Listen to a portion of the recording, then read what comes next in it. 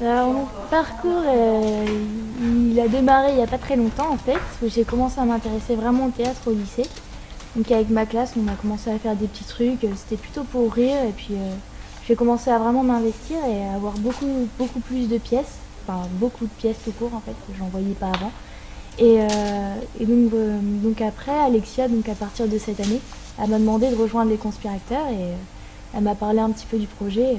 Au début, je me suis dit, ça a l'air complètement loufoque et pas du tout mon style, mais pourquoi pas, comme je la connais bien et que je connais déjà son travail, ça va être rigolo et je me suis embarquée là-dedans et je regrette pas. Et finalement, c'est pas juste rigolo, c'est aussi plein d'autres choses. Ça m'apporte beaucoup et ça me permet de me tirer vers le haut au niveau théâtral, si on peut dire. Parce qu'il y a aussi Ingrid Mathieu-Robles qui vient et comme c'est une professionnelle, elle peut me donner des conseils, ça m'aide à m'améliorer. Donc voilà mon parcours.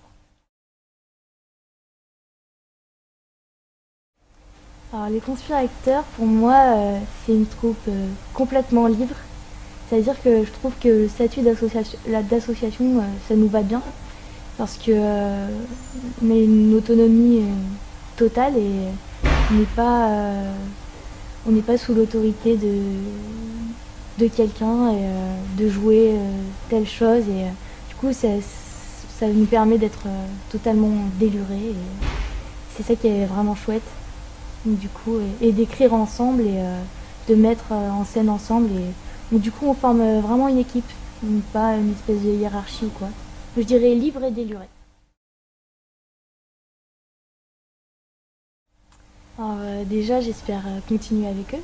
Enfin, je pense que je continuerai quand même. Et puis, j'aimerais beaucoup qu'on joue dans des festivals. Et donc ça, ce serait chouette. Et si on pouvait se faire remarquer, jouer dans des petits théâtres, des cafés-théâtres ou quoi.